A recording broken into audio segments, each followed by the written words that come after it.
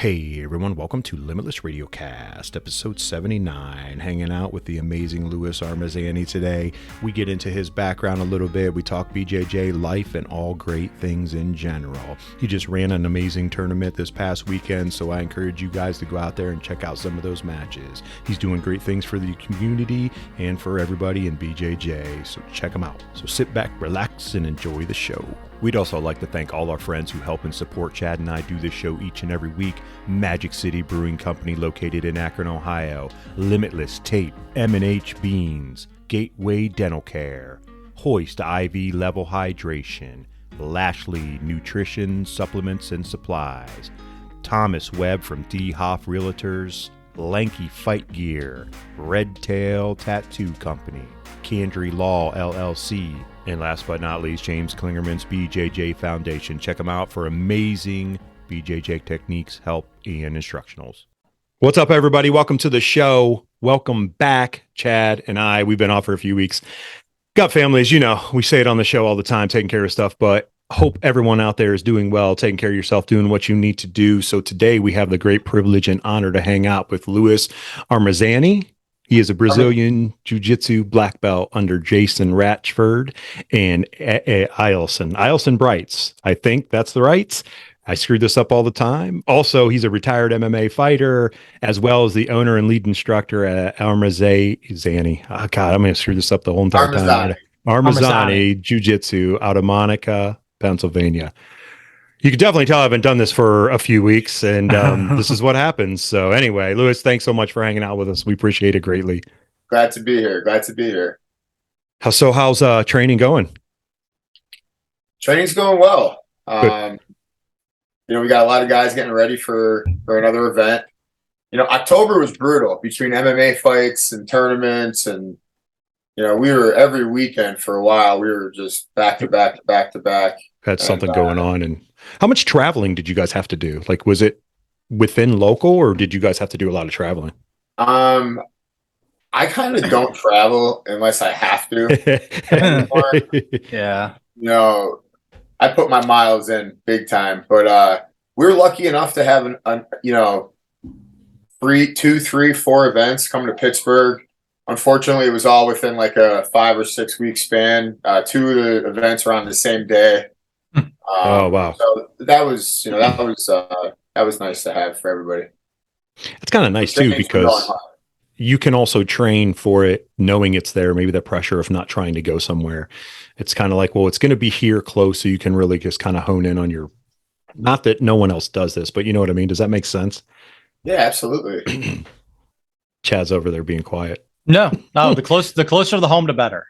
For coaches, competitors, everybody. Yeah, it's like there's layers to it, because I'm more of a retired competitor. Like I'm not saying sure. I'm done or anything, but like I was gonna say you're not done. You're still young enough to keep going. But I'm a coach. I have a big squad of competitors, and we have new guys, and Chad knows how that is. Like guys that want to do their first tournament, and you're constantly developing people at different levels of the game and trying to help them prepare. If it's not technical abilities on the mat, it's things off the mat with, nutrition, lifestyle, recovery, different things like that. So, man, when we're getting ready, the whole way around. Absolutely, yeah. Hey, Lou, when you said nutrition and training, and we talk about this on the show a lot, and I love to hear the insight. Like, did it change for you within your career? Like, oh, that's important, or rest days are important, versus when you first started, and then, you fought in MMA, so it was different than it is now. Yeah, I did everything wrong, and then I figured out how to do it right. This is what I always hear. This is what we hear from a lot of competitors. Like, yeah, I think most guys that came up in that era of, I started in 2004. I don't know when you started, Lou, but that's right about when I started. Nobody knew what to do. We always say you don't know what you don't know. Like, I had no clue. Like, everybody just assumed that if you did the most barbaric, insane types of extreme types of workouts, it would obviously prepare you for battle in the cage or the octagon. Sure. So we had our trials, that's for sure. Yeah. I never did MMA or anything, but I remember my first jiu-jitsu tournament, and my coach was a blue belt at the time. You know, we didn't have any higher ranks around here at our gym, and I'm a small guy anyway, like weight wise, 150, 155 tops. I was probably about 150 then. And he's like, hey, you need to do the 135 class. I'm like, what? So I cut weight to 135, 6 foot 135. And I just drank water for like 3 days. And like, he's like, you'll be good. Like, can you imagine doing that now? No, I don't believe in it anymore. Like, no, like the weight cutting. I just tell everybody this. I'm like, look, you should be as fit as possible, and you should be competing as close to that weight as humanly possible. For sure. You know, you shouldn't be within 2 or 3 pounds, of a weight class. And that's not a weight cut. That's just a little bit, stricter management of what's coming in. And it's a lot easier to manage that 2 to 3 pounds. That's plus or minus equal. You know what I mean? Versus, I got to drop 25 pounds by my next fight or some stupid number. When somebody tells me like, hey, coach, I'm going to do this, I'm going to do this tournament and I want to do it at 150. And I'm like, dude, you're like 180. Mm-hmm. And they're like, yeah, I'm going to cut down to 150. And I'm like, no, you're not. You're like an accountant. You have kids and stuff. Like, you're 40. Like, you're not going to do that. It's wild, the mental process that people think they can still do that. The trauma bond that we have with weight cutting, I think that's what it is. We're just so attached to it. Yeah, for sure. It's wild, man, because and people still think, especially wrestlers that wrestled when they were younger and got older, and they're like, oh, I can still do that. And you're like, the worst. Yeah. No, you really can't. And even if you can, why? Why? Yeah, exactly. It's like Louis, like you just said, no one's counting anymore. Yeah. You're 40, you have kids, you have a family. Like, what are you doing? Yeah. And I've said many times too, Lou, that there's a difference between cutting weight and losing weight, right? Cutting weight should be that. I get jacked off when people are like, I got to cut 5 pounds for my next tournament in 6 weeks. And I'm like, dude, like, don't even talk like that around me. Like, like that'll get you hurt. But come on. Yeah. That's awesome. Yeah, I'm glad it's changed, though. I mean, it's changed for the better, obviously, more nutrition, healthier for people to understand it more. We did go through that process of people just kind of using barbaric terms to get down, to cut weight. Like, I'm sure, like you just said, Lou, like you trained really hard, did the most barbaric thing you could, didn't eat anything, drank water, and was like, oh, you're good to go. This is what we do. Now it's like a science. People figured it out. Oh, it is. Yeah, they have it figured out. And like the other thing that evolved also is like the strategy. So like when you look at it, like, early MMA days, the strategy for a lot of guys was like, you were most likely either a wrestler or some kind of striker, right? So like the strategy was to be, if you were the wrestler, to be like in as best the shape possible so you could like slam this dude around until he quits. Right. So it was always like, the strategy wasn't, I'm going to go in there, I'm going to get to his back in like 30 seconds and I'm going to sleep him with a rear naked choke. That obviously didn't come around until a little bit later. Right. But the Americans, we hung on to that like forever. Stubbornness. I'm going to beat the crap out of this guy right face to face. Pick him up, throw him around. And then eventually someone's like, those guys are working way too hard, man. Yeah. Sometimes I tell my students, I'm like, you guys have when you guys don't even know what it's like to, like, when I used to train, like it was so underground for the most part. Like there wasn't academies like there are now. Like my academy, like, don't get me wrong, I love it. It's like it's my, my little haven. But like, I tell people, like, academy like this, like when I started jiu-jitsu, was like unheard of unless you were in like, San Diego or New York City or Atlanta. I said, you guys are like spoiled with what we had to have. It was like an underground, like you met at like in this garage that like didn't have electricity on Sundays. And like, it was dudes with like wrestling shoes on. One guy had like a gi top on, it was like a bunch of mats like pieced together. Yeah. Like you had to really want to learn that shit back then. I was going to say, do you remember you like your first time? Like, did someone take you to a friend or did you just see something? You're like, I got to do this. Dude. So it's kind of funny. It gets right into like, you know, kind of not my history or like, but the beginning is like, I was working, I was framing houses. Okay. And the guy I was handing him up these like really long, they were like 2 inches thick and like 24 inches wide and like 12 feet long pieces of sheetrock, like this firewall stuff. I'm handing him up to the 3rd floor and we were bickering. I said, I'm gonna come up there and like choke your ass like Hoist Gracie. And he goes, oh, I train at the Hoist Gracie gym here in Scranton. And I was like, he's like, you should come with me.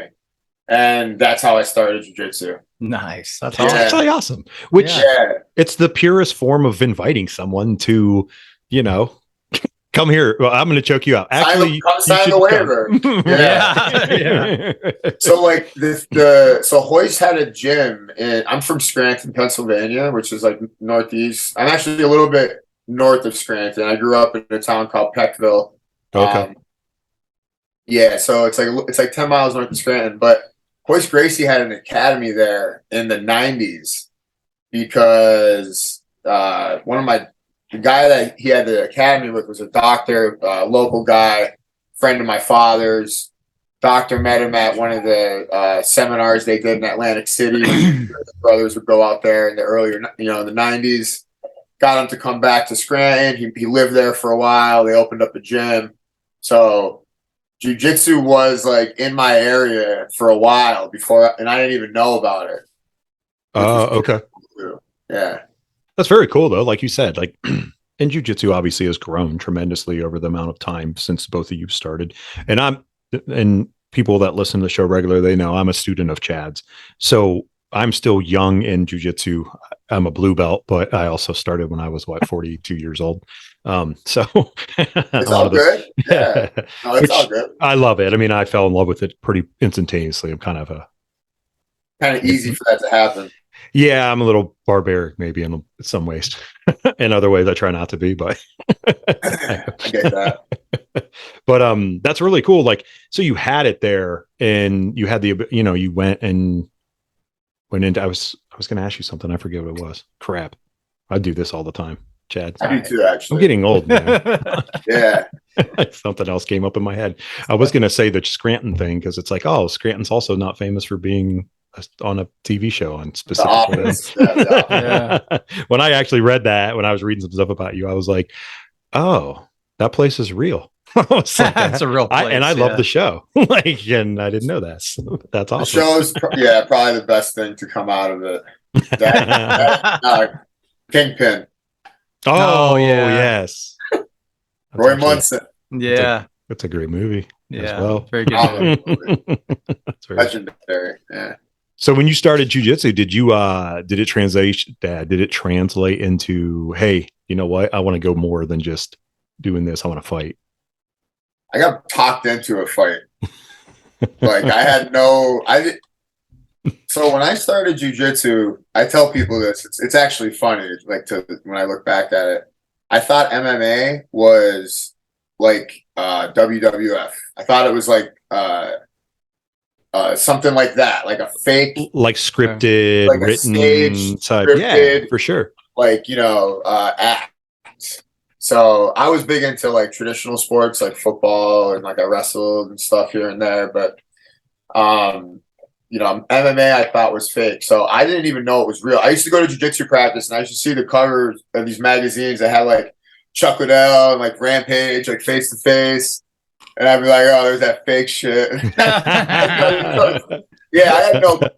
That's awesome. I didn't know. The first live UFC event I ever watched was the Matt Hughes BJ Penn fight. Yeah. I remember that fight. Yeah. That was the first live one I ever saw. Yeah. Up until then I was like just watching shit on like from Blockbuster. I'd go there and rent like all their everything you could get. Sure. Yeah, I'd like go watch that. I'd go catch up on all the earlier ones and shit like that. When you got to experience your first live event, was it like, oh, this is like legit? Like, yeah. I mean, when I say live, I mean like I watched it on pay-per-view. Sure, right. Yeah. I was like, this shit's fucking awesome. Like, this is badass. Totally. Like I got to find someone that I want to do this. Well, I was like, I had no striking abilities. Like, I mean, at that point, I just had grappling, but like, Okay. I felt as though I had a while until I would reach that, that time in my life, and it kind of got like rushed on me. Yeah, which, a lot of this is, I don't know, I'm going to say it like this, like a lot of early on professional MMA fighters, it seems like that has happened to a lot of guys. Like fighting was rushed on them because it was, let's say, new to like quote unquote mainstream. Hoist fights in the first UFC, but then that started like perpetuating everybody to have like organizations where you talk to so many guys, it's like, oh, like instantaneous, like, oh, fight, oh, do this, and get in the cage. It's like, wait, they're probably not really ready to do this yet or prepared like with all aspects of everything, Oh, were you gonna say something, Chad? Promoters do some real solid shit. I bet. Yeah. Oh, I bet for sure. Yeah. And it becomes a business, versus it becomes a business and not your best interest. I have my views and opinions on these things, but Sure. That I mean, I'm sure you would definitely. Promoters are still that way too. Like we don't really don't have anybody that fights MMA right now, but we had a guy, DeJourn, that did a smoker, right? But before that, he thought he wanted to do an MMA fight, right? So he contacted a promoter on his own, didn't tell me or the kickboxing instructor, just like, hey, I'm going to get a fight. And it got back to me and I'm like, hey man, what are you doing? Like you've been here like 6 months, you're going to get hurt. This promoter does not care how this fight ends, I do. And he's, though the other guy's 0-3, I'm like, well, that's 3 more fights than you have. It doesn't matter if he's lost them all, But anyway, I talked him out of it. He canceled it, luckily, and he's been coming. Had a smoker, did awesome. But again, they don't care. Here's what it comes down to. And this is what I've learned. It comes down to like how good a relationships the promoter has with how many legitimate gyms and clubs. Yeah. It's the guys that have good relationships with the good gyms. They have the best shows. They have they always have the best fighters on. It's the guys that don't really know anybody that try to get in. Oh, I can get a guy. And they have these like half-ass relationships with, acquaintances and, just to make a buck type of thing. Right. Yeah. I don't know if that's fallen off. I feel like MMA in Ohio is different. Like, back when we came up, like NAAFS was huge and they had a good relationship with everybody, right? Ohio's always had a really strong, like, platform or their. You go back to like Coleman and those guys, it's just been here forever. Yeah. Yeah, there's some big events. I remember I was at the King of the Cage in Cleveland back in the day.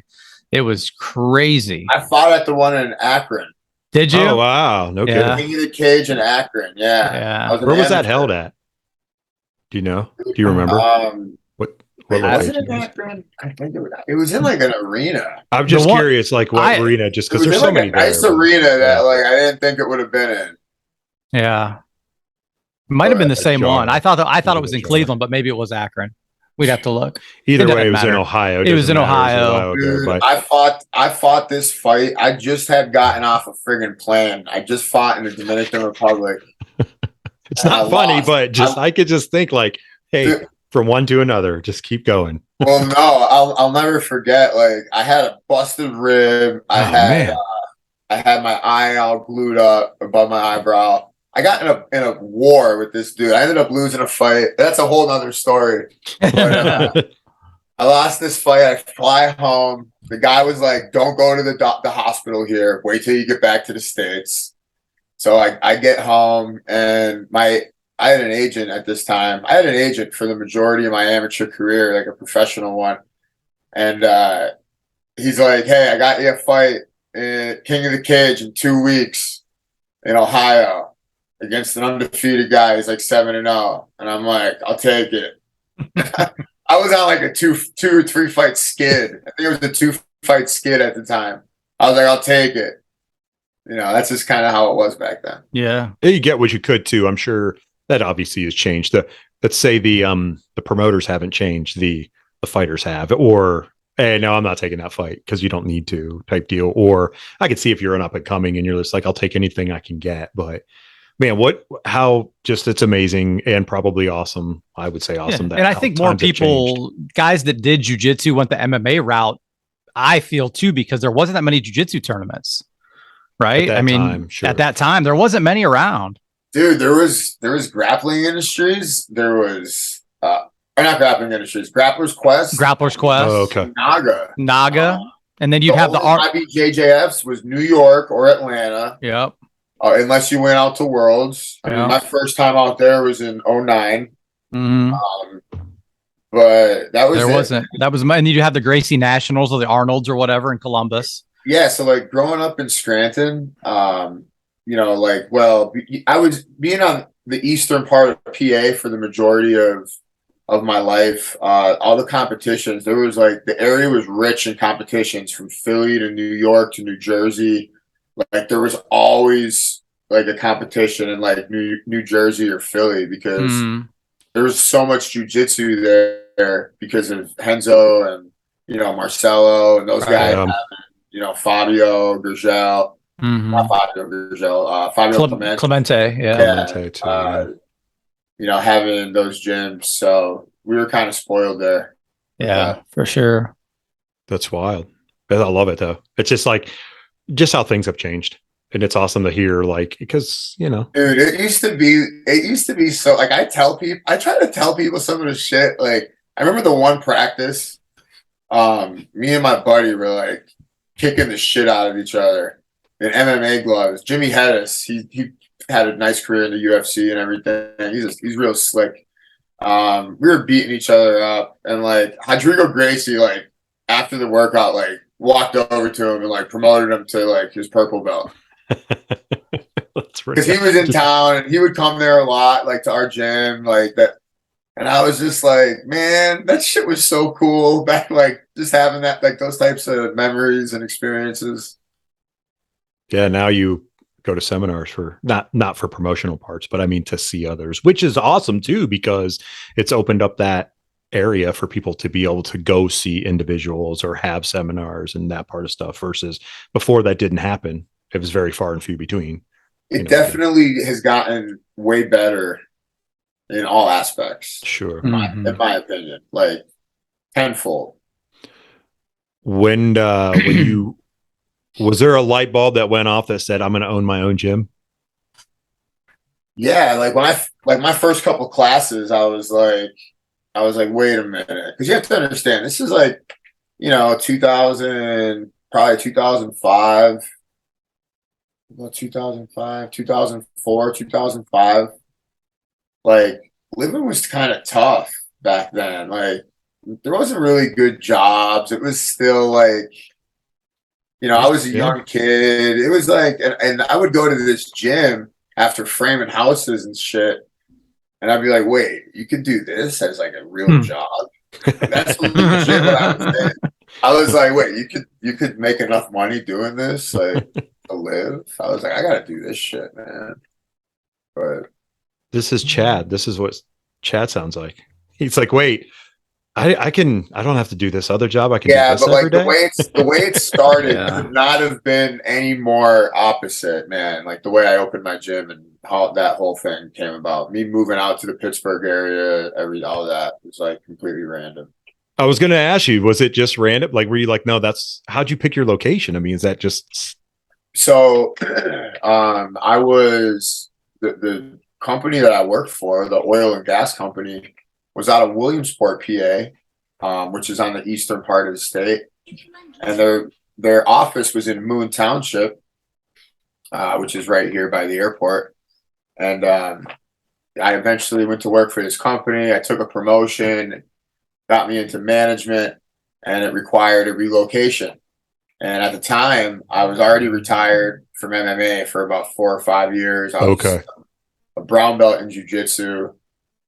Just gotten married. Had my wife and I had our first daughter, and we kerplunk transplanted out here. We don't know anybody, no family. And eventually it just, all roads led to, dude, you got to open a gym. Nice.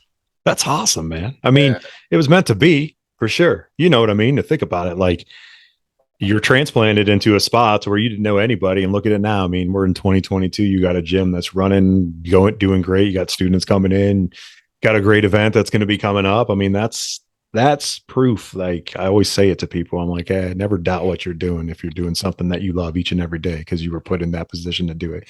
Now, if you hate what you're doing, then I advise you to reassess some things and just think about it. I'll be honest with you. Like I look back at it because I've owned the gym now for 8 years, and it's like it's been nothing but a blessing for sure.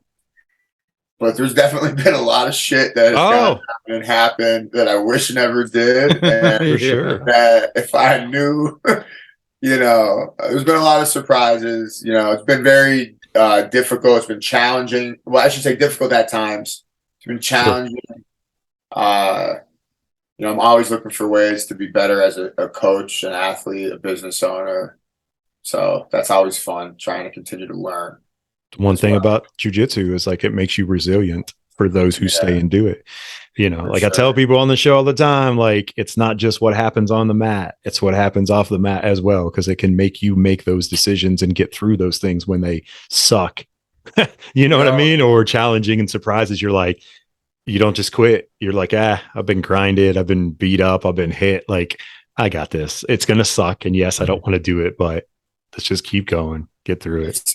It's something like your life off the mat is something that separates the truly elite athletes and the great athletes from like the really good and like the talented, but like it's lifestyle. And I've seen it. I've been around, like I've been through it, I've tasted it for like a short period of time. I know like a lot of the best athletes in the world. Like I know what their lifestyle is like and how serious and dedicated they are.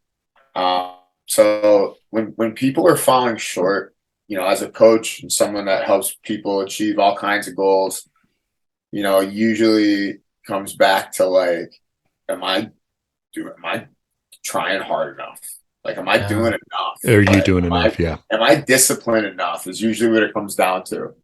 Am I being disciplined enough? Am I following the plan that I have made, like to the T, And it comes down to the things off the mat. Like you can be in the gym for 2 hours, 3 hours of the day, but like there's still 21 hours of the day. Like, what are you doing in those hours that are bringing you closer to your goal? Or more importantly, what are you doing in those hours that's taking you further away from your goal that you're like not even paying any mind or, measuring, really. You're not investing in yourself during that time outside of, let's say, the mat time or the gym time. If you're not investing in yourself all the time in some fashion, whether it's thinking, studying, training, whatever it may be, then those questions should always be asked. Are you selling yourself short? Because you probably are. Probably, yeah. Sometimes sometimes I'll make like a certain kind of post, and I'll say at the end, like, if you're feeling like, man, is he talking about me? Probably, yeah. Probably. Sorry, but you're welcome. Yeah, right. Just look down at that finger and then just turn it around, point at yourself and go, oh crap, he is talking about me, man. Like, and we all do it. I mean, I'm no different than anybody else out there, like every one of us. So anyone out there is listening, don't think that we're saying this out of like, we are all in the same boat. We've done the same things over and over again. I'll continue to do them. I'll try not to. I'm a white belt in a lot of things. Yes, I feel you. 0 stripes. At least you have a stripe, right? White belt, 0 stripes. Oh, 0 stripes. I thought you said you had a stripe. I don't even know how to tie it. That's the greatest. Like, hey, I've been here 6 months. I still don't know how to tie my belt. I've been here for 45 years of my life, and I still don't know how to tie my belt. So it's all right. That's a good breathing. Right. For me. Yes, for sure. Definitely. Oh, that's very awesome. I just popped in my head earlier when we were talking about MMA. Mark Hunt. Remember Mark Hunt? Yeah. He just had his last fight, apparently his last professional fight. It looked like it was more of a boxing match, but I didn't even know he's still fighting. Oh, dude, I just happened to see it. It's like Mark Hunt has last official fight, and I was like, wasn't he like suing? He was suing the Dana UFC White because or the UFC for the Brock Lesnar thing. for not getting paid appropriately or something. Well, there was that, but he was also something about Lesnar, like they knew he was on steroids or something. Oh yeah, You remember that? I didn't know. Yeah, that. Okay. That's worth something, man. I mean, that's worth something. Oh yeah, yeah. Like, at least settle out of court with the guy, please. Yeah, no kidding. Throw him a bone, man. I mean, not like you don't have the money. Right? Exactly. Yeah. Which is a whole nother thing. Like, if they, we can go down that rabbit hole for sure. Like, oh, they don't have the money or this and that. It's like, I don't really buy into that, man. It's really hard for me as a fan to buy in that the owners or those promoters, if whatever name we want to title them with, presidents of that organization specifically, don't have the money to pay their fighters more than what they're paying. But that's my personal opinion, and I have no value and no. I kind of have an opinion on that stuff. I mean, you can say it if you want, Lou. You don't have to. It's your call, brother. You say anything you want. It's something that we talk about. It's like, I don't know what the operating costs are for these people. Like, I would imagine they're great, but like, it's really hard to compare what you have to something else that somebody else has with a different situation. For sure. And yeah, that's a good point. Definitely. Another real issue with all of this is in contract negotiation and contract management with these people's agents. Like,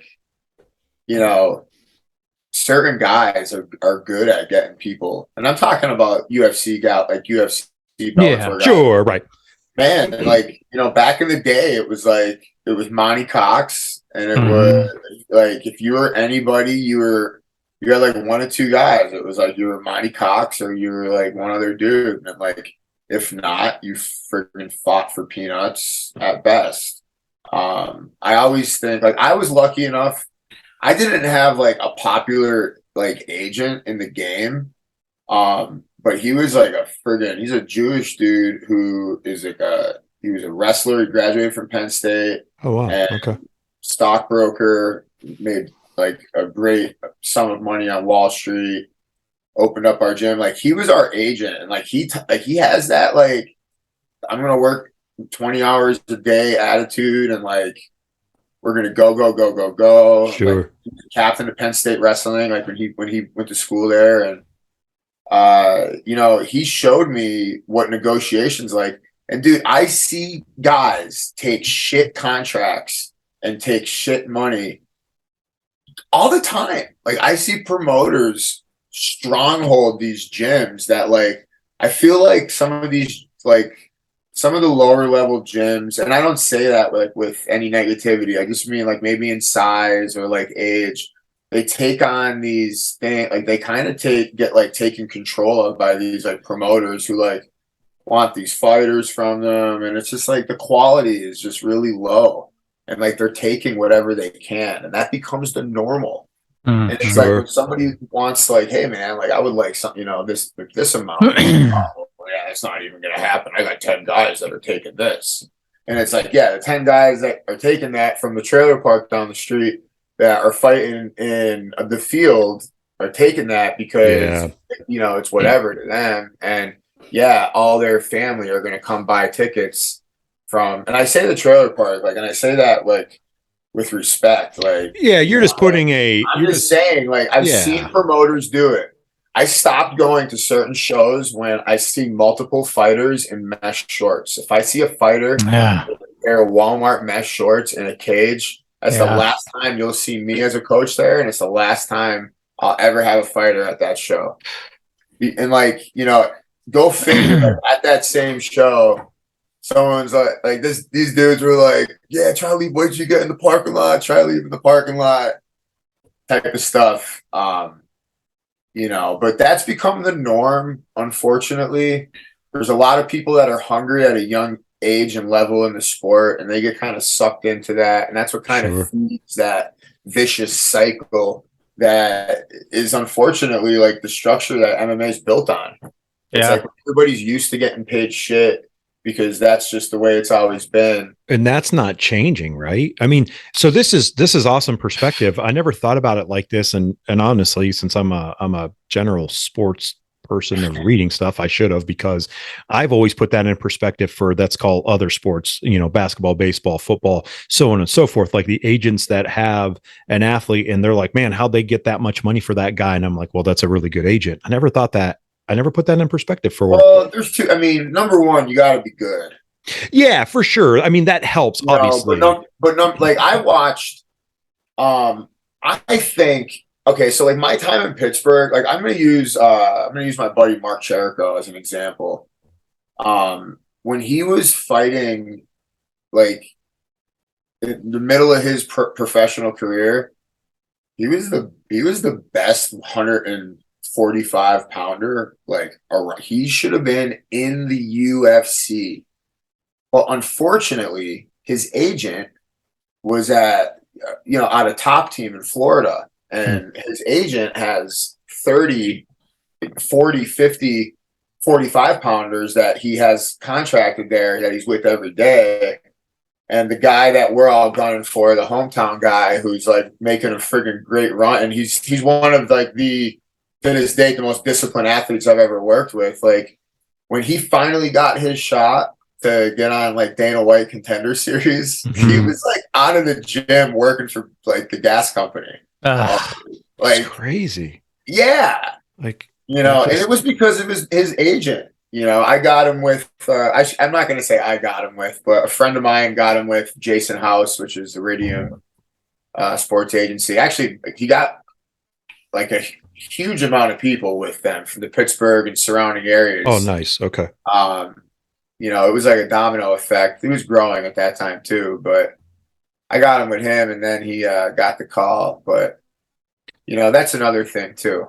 Is the sports agencies, they've become obviously bigger. They've employed more agents as a whole, so they can actually go out and maybe represent fighters or whoever they need to represent more than what in the past. Like for yourself, Lou, like there's one individual, was it out of just one company type? Those have grown over time. I wonder if that'll make it better. Like going, my opportunity was like this rare thing. It was like a pilot program thing where I was picked. Phil Davis was like a pilot program.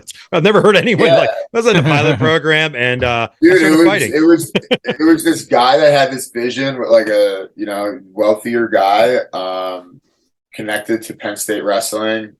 He had Phil Davis was just finishing college as a senior, just won a national title at 197. I mean, Phil's still fighting in Bellator. He was ranked in the top 5 of the UFC. Mm-hmm. He had the title in Bellator. He's still in there. It was me, him, Paul Brad, my buddy. He was Ultimate Fighter, UFC, Strike Force, PFL. You name it, we were there. That's like we kind of all got picked to be on this like team where they were going to make our workouts and we were going to train full time. And we got like a fighter house and everything. And nice. That was my introduction to like real MMA. Sure. Was that I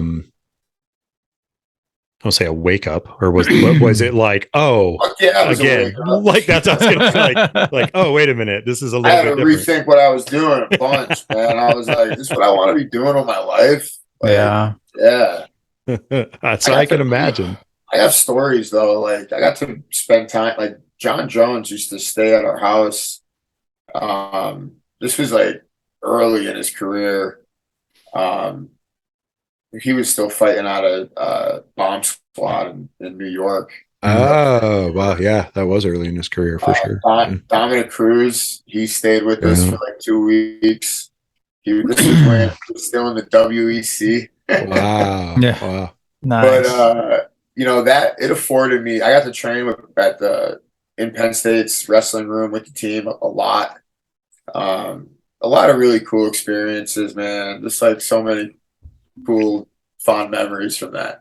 Yeah, no, it's awesome. And Look at it now. Like you're on the, I'm asking stuff like that because I'm always interested. Like you hear all the guys' names and you see stuff and watch stuff. It's like, yeah, I've trained with that guy and I've been around and did it. It's like, you don't get to hear that a lot anymore. Like No. we have an opportunity to talk to people, definitely, especially in Brazilian Jiu-Jitsu. Like we bring it up, like you get to meet what we would say, like, or talk to Chad, like you said it before. Like I forget exactly how you said it. Well, we you can go to a seminar with the Michael Jordan of our sport or whatever you want to call it, right? Absolutely. Yeah, sure. And I hope that never changes. I don't think it will. I don't think it will either. I don't think it's a part of the model. Yeah, It's a part of the model. Yeah. Might get a little more expensive to train with those people than it used to be. But. Sure. Right. Yeah, but even like this, it's funny you say that because there's obviously supply and demand. Yeah. Right. That. But like I remember seminars like when I first started to be like easily like north of $100, like $150 or some shit like that. I'm charging like $40-$50 a person, depending on where I'm teaching it. Sure. Like, just because, but I pay more too. I'm not the right. I'm not the guy everybody's like knocking my door down to. I mean, don't get me wrong. I get a lot of great visitors from other gyms that come regularly to my classes, but I think we try to make it affordable for more people to come, right? I would rather charge a lower price and have a packed house than charge $200 and have 10 people there or whatever that case may be. Yeah. It's cool too. Like that whole thing on seminars changed, so I'm having Brad Schneider the day after. And so here's what I'm doing with him. And he goes to me, he sends me, he goes, all right, man. He goes, this is what I do. It's like, this is the amount for this. And then anything after that, it's like 50-50. Right. And I was like, all right, look, I'm like, this is what I do. I'm like, you could charge whatever you want and you get 100% of it. And you are ultimately responsible for who comes. Yeah. Because if people don't know who you are or why to be here, like I could tell them, but like that's usually not enough to make them want to, blotch out that time to be there and spend money on it. Yeah. And that whole thing has changed. And I think it's helping. I think it's actually helping these, like, I explained it to Brad and he was like, ooh, he's like, I kind of like that. And I said, well, it puts the accountability on you guys. And more like important than anything, it's going to show you how to make money in this industry the way you should based on your abilities and what you've done. Sure. It'll help you understand how to have a good business practice moving forward, working with people, which I would imagine he's going to probably do for a while. Yeah, for sure. Yeah, Lou, that's a great business plan to be teaching people. I mean, that's business. I don't say business 101. Look. Not everybody's like can absorb it, take it. For sure. Not everybody gives a shit. Sure, right. But I mean, at the grand scheme of things, it's like that's good though. Like you're telling someone how to build a network as well, or teaching longevity. Right. How do you stay alive in the sport? It's not competing. No. Nobody's signing up at my gym for anything I've ever done in any tournament or bout or anything. Sure. That has nothing to do with it. So right off the bat, it's like, well, they're not coming for competition. So it's like, you got to like look at it, take a hard look at it. For sure. You guys run gi, no gi, both at your gym? So we're predominantly a gi academy, but we do have what I call our ADCC program. Oh, nice. I refer to it as no gi. I took those words out of our vocabulary. No gi. Oh, yeah, nice. I mean, I would say our East Coast is the same, right, Chad? You'd say predominantly gi. Oh yeah, absolutely. Yeah. We train no gi. Here's what made me do that. So like, for example, like I don't agree with anything. Like I respect, but I don't really agree with IBJJF no gi it's not the best. It's a great concrete rule set, but it doesn't really determine the best grappler. Right. In the gi, 100%, absolutely. Sure. I do feel as though ADCC does give us the best version of the best grappler in those weight classes. So I wanted to make, and like the more I hold on to the term no gi, the more I'm holding on to IBJJF like classes. I was like, there's no point. I'm like, the people were grappling way before kimono was ever invented. Like, sure, right, yeah, especially for submissions. Yeah. So the point to call it something that it's not at all is just like a fucking double negative. No gi. It's. I don't know. I just had this like revelation. I was like, well, I'm calling it ADCC from here on out. That's that.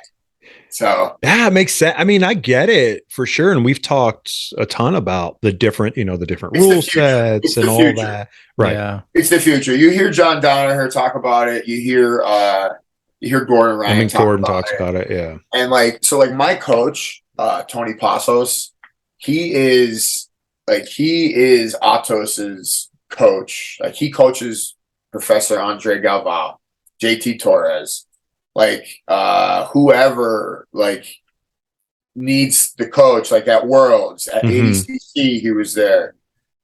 He's been for almost 10 years. When he doesn't have a no gi program at his gym, he never did. He's only a gi grappler. His gym is in Virginia. Like when I was with him over the summer, he said, Lou, I'm starting a no gi program.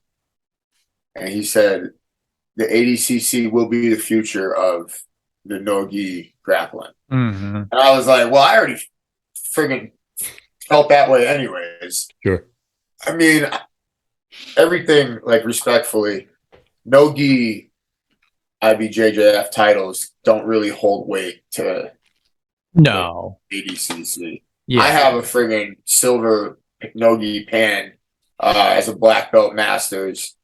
I fought hard for it, but still, man, like, well, yeah, I mean, it's you can't throw that around like you can an ADCC medal. So no, I mean, let's take like Giancarlo just won the gold right at ADCC. He is not going to go do a no gi world. You know what I mean? IBJ anyway. It would just put him at risk. Yes, it's going to put him at risk. Yeah, anything, Yeah. But in the gi, it's a little different, like you said. Yeah, it's the best in the gi, man. Yeah, I do. I really do feel that way, and I've been hunting a major title gold for a long time. Hopefully, maybe next year or the year after, I'll get back to it. But I do love. I have an addiction to the IBJJF tournaments. They're tough. Yeah. They're freaking tough. Yeah, they run well. Yeah, well ran, great competition. I'm always in for a good fight against a tough guy. Really challenges myself and makes me have to get really focused. So yeah, I look forward to seeing you on there. I always love, I'm a consumer of all jiu-jitsu. Even when someone's like, "What are you watching?" It's like, well, I don't know what they're doing. Like, I don't know what these moves are, but it's pretty sweet.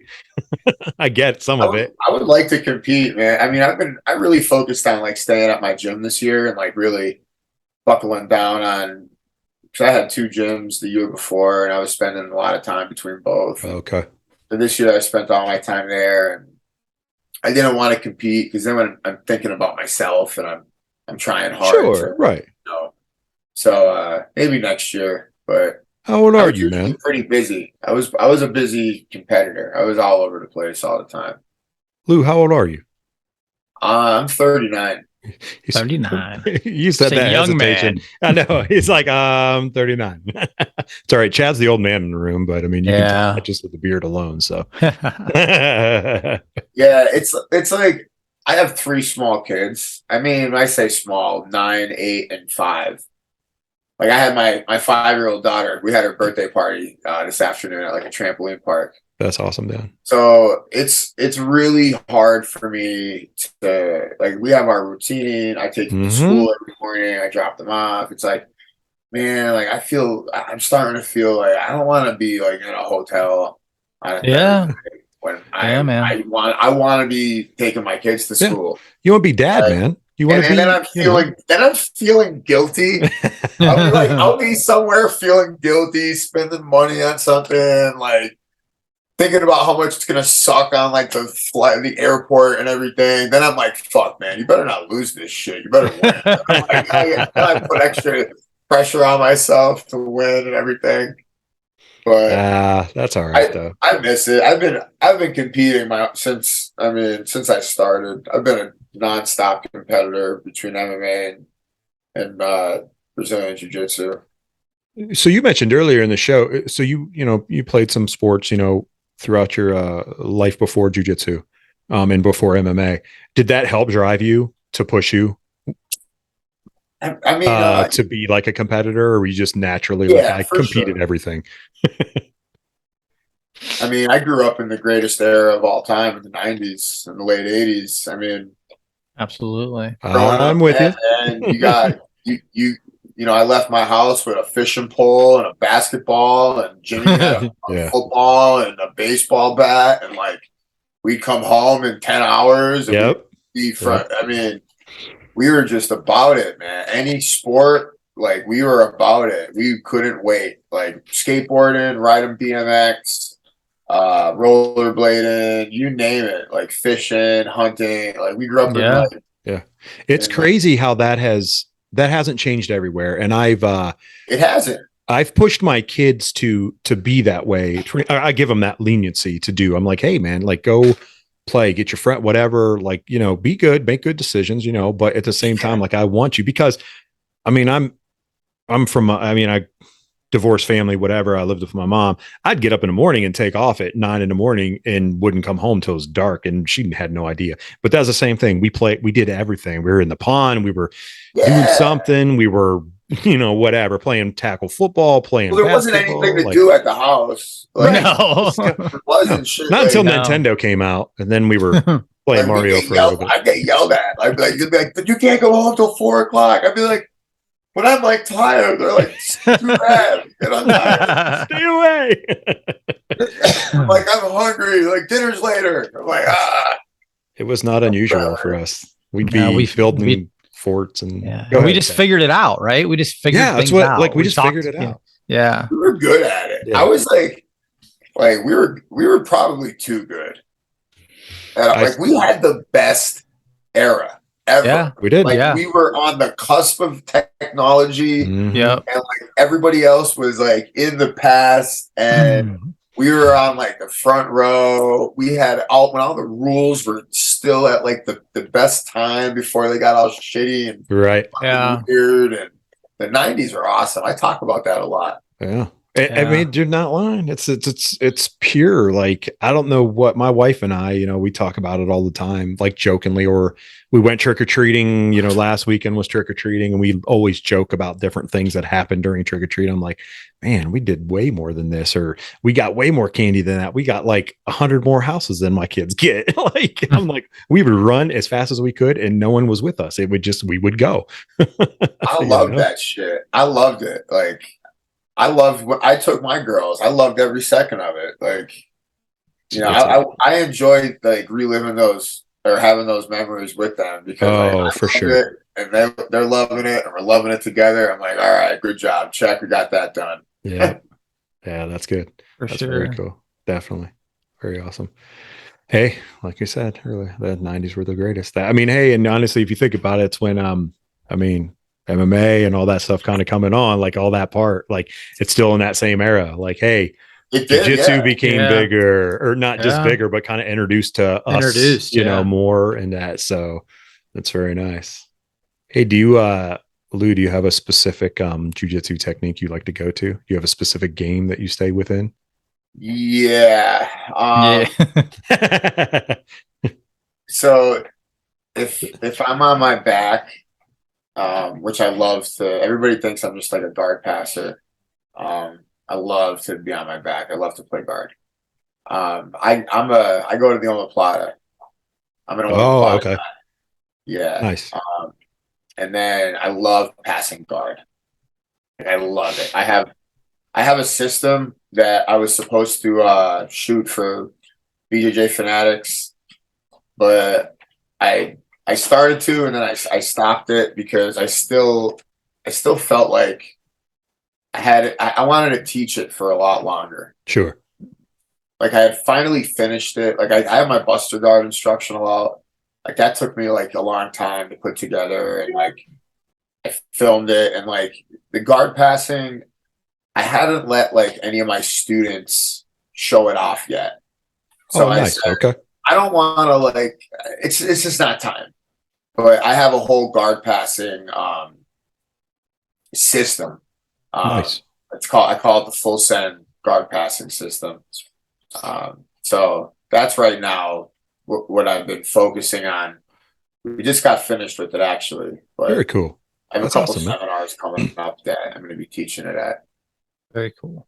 Yeah. How amazing is it to think that there was a time when you went to an academy, gym, whatever have you, trained under someone, but now you can create your system or create a system within jiu-jitsu and teach it to others. And people are like, I want to buy that. I want to own that. I want to be top that. I want to go to his seminar. Like, you know what I mean? Like, it's so awesome. Like that is available now versus when you guys started. You and Chad both are in the era of, you know, renting tapes, paying your friends, getting in garages. Like it's changed so drastically. Yeah. Books. Like books. Yeah. You know how hard those things were. If you weren't good at, like, if you didn't know like what the fuck you were doing, you're like, wait, I gotta put my leg where? Yeah, that's not even possible. How do you even do that? Like a common thing to say would be like, yeah, this move's not for me. Yeah, I still hear that sometimes. It's like, oh, this move's not for me. You know, there are like teaching people, and I'm sure, you know, Chad was saying he's you know, tall and slender. You know, people have different body types, and I like to obviously like the triangle choke is a great one. You got guys that like it ain't happening. Like, you see what they got and you see what they're trying to triangle, and you're like, bro, you are not Stretch Armstrong or that shit ain't going down. Just go over and tap them. I'm like, use it to set up the arm bar. Right. Instead of losing it to try to like force something that's not going to happen. Right. But that's actually how I started trying the triangle. I would just go to that straight arm bar once I got that arm in, because I wasn't comfortable and kind of was still trying to figure out the mechanics of my legs of which side should be the cross leg, right? You know, and getting all that figured out. So I would just keep that arm was in there, and I was like, oh, well, here's a little straight arm bar from that just with my legs crossed over the head. I was like, it's good enough for now. Let me figure this out later, until I finally was like, oh, now I can shoot this up. And it does help whenever Chad triangles me a ton, because I wrestled, so my head was always inside. Oh yeah. That and tripod sweep. It's his two favorite things to do to Terry, because I outweigh him by like 50 pounds. And there's nothing like tripod sweeping someone, because like they fall down, you kind of get up all nonchalant, take your time. Struggling, trying to get. Yes. I love that. Guard player, tripod sweeper. If I ever do a DVD instructional, it would be a tripod series. I have a good series off of that. That's a great you know, technique, because people, one of the things I like to think that like my guard, being a part of Atos, like my guard passing the past couple of years has been really on point, and it's conceptual. Like I don't teach moves. I teach concepts. Sure. Right. What a lot of people I see this all the time, and like I like out coaching these guys in tournaments, because I can coach my guys right through it, because we have a system, and we're not just trying to do a knee cut, or we're just trying to do a Toriano. Right. Or my favorite is when someone goes, do the side to side passing. I'm like, oh my gosh. Especially if it's like a black belt. Like, I get it. Like, you know, each their own, but like, you know, there is strategic and mechanical reasons for everything. And the tripod attack with so many guys standing up to pass guard that don't really know how to exactly go about it yet. I feel like that's a very, very viable play. Like in this day and age. Yeah, I have a lot of success with that. A lot of success. Oh, I love doing it. I love no kidding, tripod, dude. Yeah. No especially if I really make somebody, especially if I make somebody like suffer, if like it's like a big dude who's like starts in my closed guard and they're able to like stand up. And, like, they're able to like really like beat me and all my little tricks I have to get them back to the ground or to do something. And I just open up and boop. It's so one of my brown belts the other day told me, he's like, I figured something out the other day. I'm like, what's that? He's like, you tripod sweep me, you let me get back up just to do it again. I'm like, yeah. I don't even come up anymore to get like, come up. I don't even come up. Let him come up. I'll do it again. my goal when I roll with Chad is now it's don't get tripod swept at all. But before I would limit it to like, all right, this is going to be like twice. If I can get out of here in this 6-minute roll with only getting it twice, I've succeeded for tonight. So I've done that for a while. And just recently, I will say we just talked about this, Chad and I talked about this this week.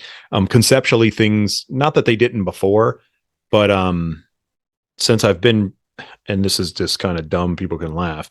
When I got promoted to blue belt, like, I don't know why or something, it's like a switch went off and things just, not that they didn't make sense before, but now it's kind of like, oh, I kind of feel really good, like in every role that I do.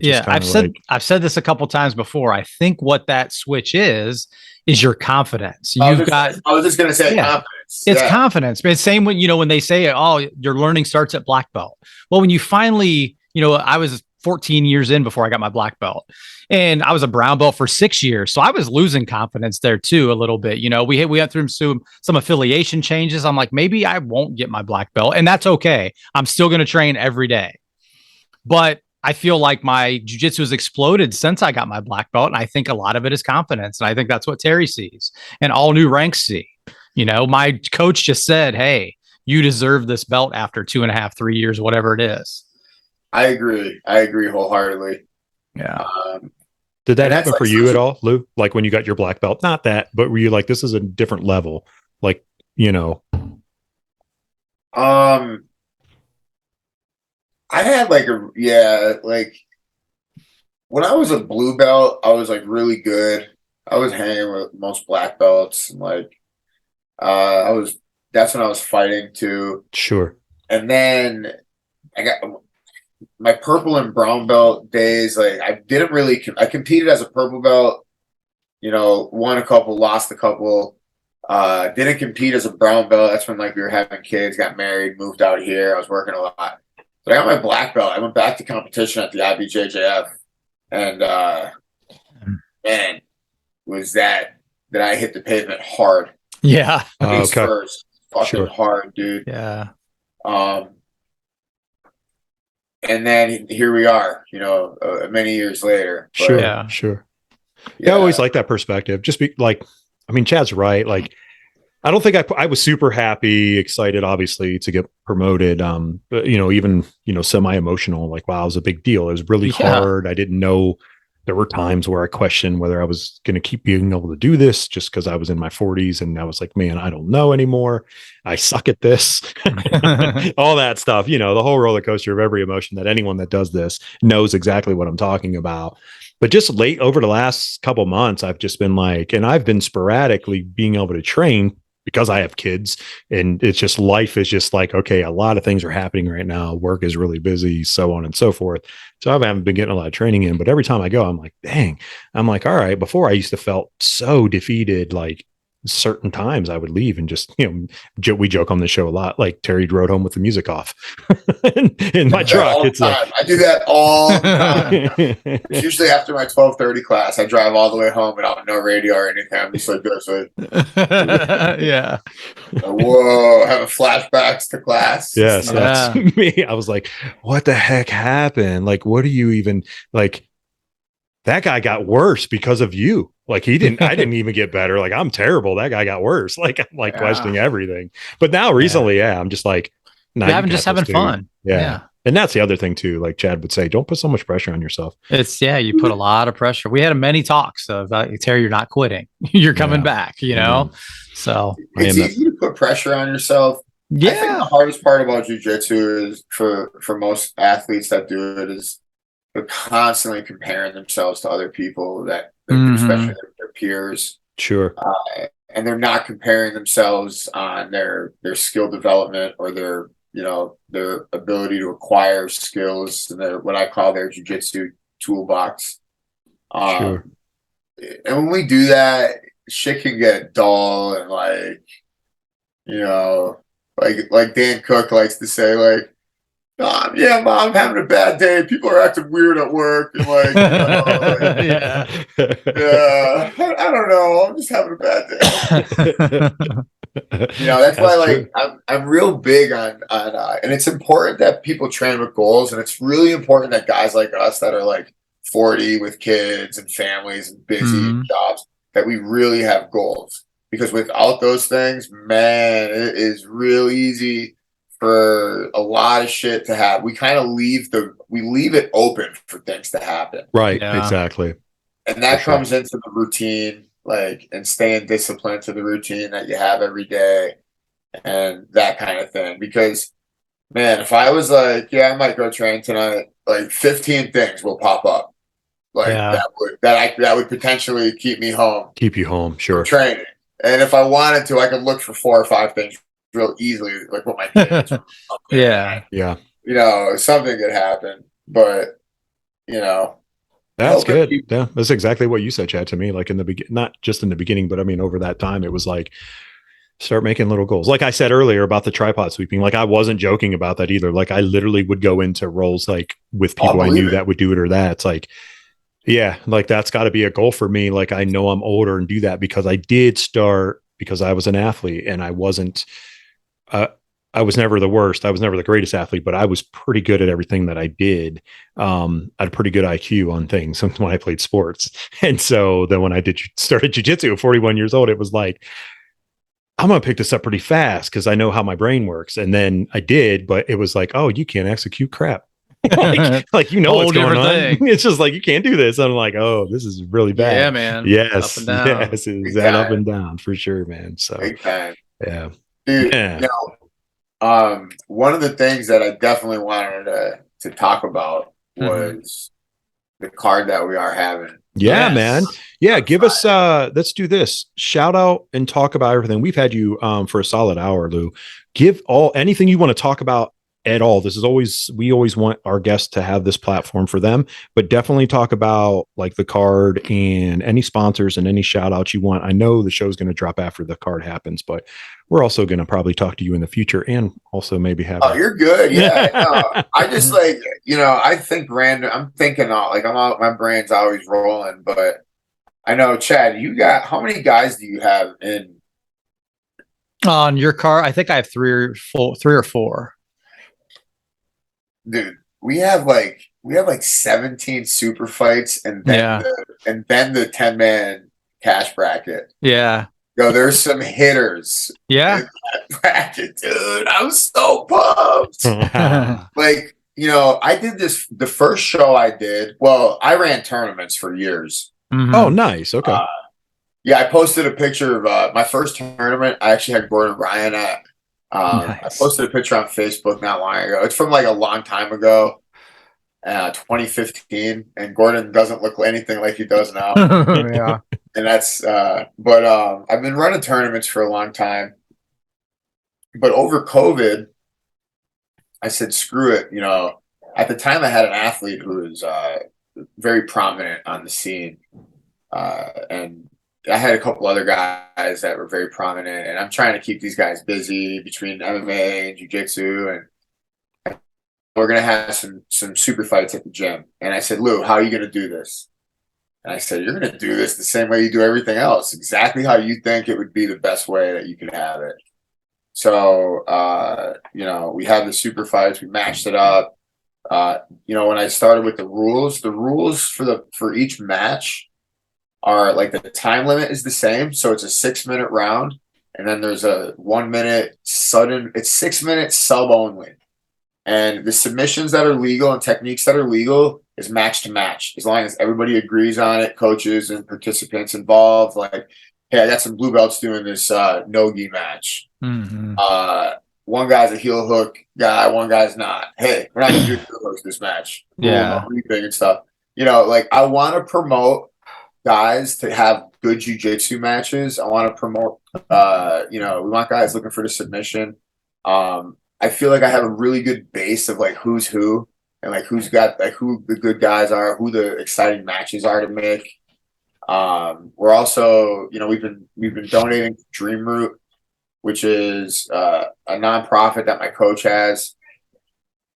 They basically do a lot of things for orphan children in Brazil and Haiti. Oh, nice.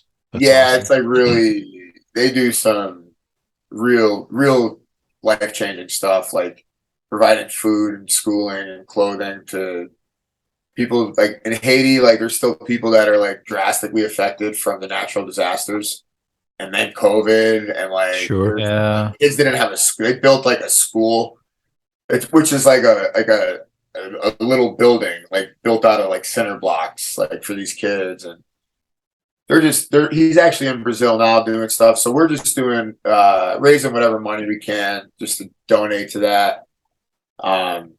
That's a big deal I think it's cool to show the power that the community of jiu-jitsu has to be able to act in numbers, to rise up. And they've shown it over the years in you know, thousands of different scenarios.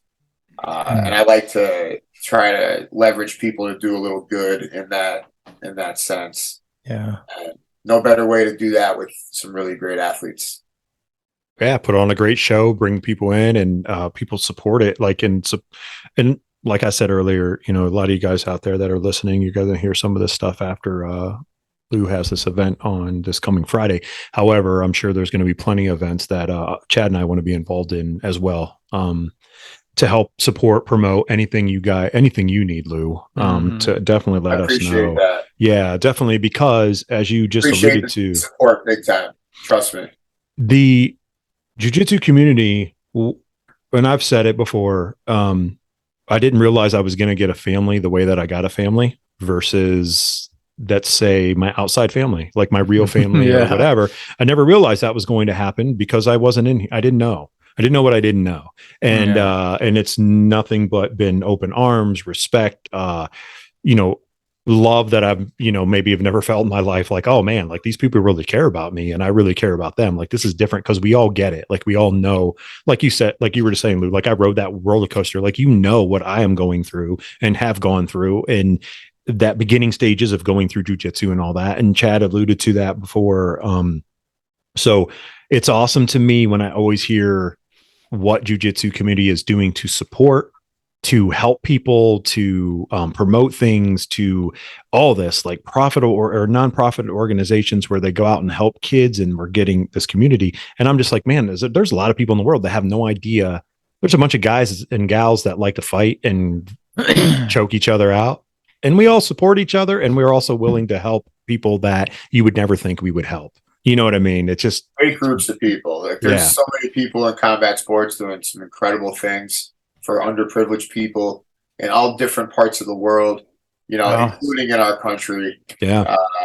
And it just goes to show, I think it shows the culture, because like the average caliber of your fighter or combat sports person is usually, you know, someone who whatever had a rougher patch in life, or, you know, at some time or another, and that's kind of what drew them to that self-improvement and that seek of inner, you know, growth, and, you know, so 100%, that bonds us together. That all links everybody together.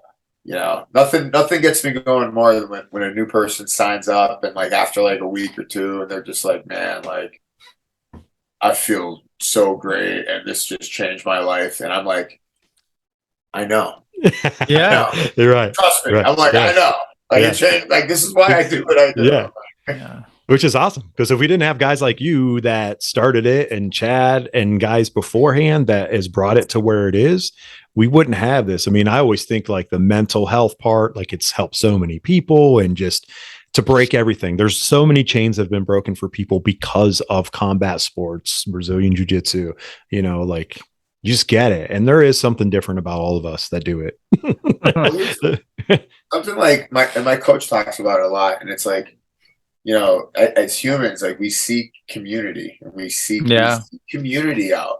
Yeah. And, you know, when we get older and we like go through our adolescence and teens and like we have new friends and the scenery changes, the communities that we like get regular on are like that work community, like the bar scene thing, or like it's not a healthy.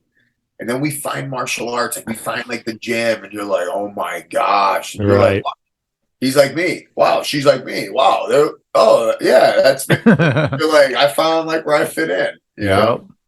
That's a beautiful thing to see that. It's a sad thing to see those people get like Joe Rogan says, like, you know, the guy gets to jiu-jitsu, he gets in good shape, he gets a girlfriend, he forgets about jiu-jitsu. Gets out of shape, he loses the girlfriend, he comes back to jiu-jitsu. That is a real ass thing, man. Yeah, man. That goes to show how powerful it is. It's a powerful thing. It is a very, very, very powerful thing. Yeah. With tremendous value if used properly. Brings you back, right? There's always that, it plants that seed. Once that seed's planted, I think it kind of just grows, even if it goes dormant for a little bit, then that eventually it's like, no, keeps in there. It's like, you got to go back. You got to go back. You know what I mean? You see someone years later, you're like, haha, you're back. That's awesome. Very cool. Well, Lou, why don't you do this too? Tell everyone how to get at you on social media. Tell everyone how to find you if you want them to. They'll probably be able to anyway, as you know. We live in that new world of technology, of Google and all this great stuff. And make sure and shout out all the Dreamroot. All the stuff will be in the show notes for everyone to click on. Also for people that would like to, help out, support them, support you, support these the super fights that are going to be coming up in the future as well, and anything like that. So tell people how to get to that. Absolutely.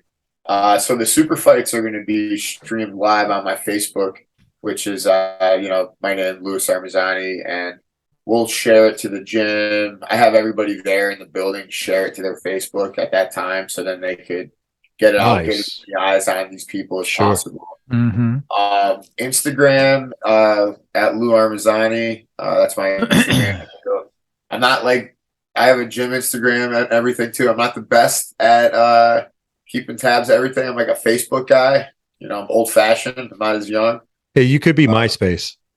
Yeah, I miss MySpace. Listen, I still pop that joke. I'll be like, "Yo, you got MySpace?" Yeah, it's mine too, all the time. Super bad. Yeah, yeah, all the time. You guys got MySpace? Right. No, okay, all right, yeah. But other than that, like Facebook, really for Dreamroot though. Dreamroot Leadership Institute. Since they're a nonprofit, 501c3, they have a link right on their webpage that anybody can go to make a donation to. Awesome. I'll be pumping that out on my social media and with the event as well. But yeah, basically, you can check all this out on. You can Google all of it. Armezzani Jiu-Jitsu Academy is where my gym is in Monaca, Pennsylvania, which is in the outskirts of Pittsburgh. It's right by the airport, the Pittsburgh International Airport. Our door's always open to people coming in, and I'm there teaching every day. So that's awesome. Awesome, man. Seeing all the faces. Yeah, maybe we'll make a trip. Terry and I want to start making trips to different gyms that we talk to people. Yeah, we talked about doing some. Where are you guys at? Canton, Ohio. We're not that far. No, it's not that far. A couple hours. Yeah, because I'm in Beaver County, so it's like I think we take the turnpike over Castle. Yep. Yeah, I know exactly where. Yeah, it's not that bad. We could definitely. Yeah. I just like we always. I don't say always. I think we've evolved. See you guys I'll see you Friday.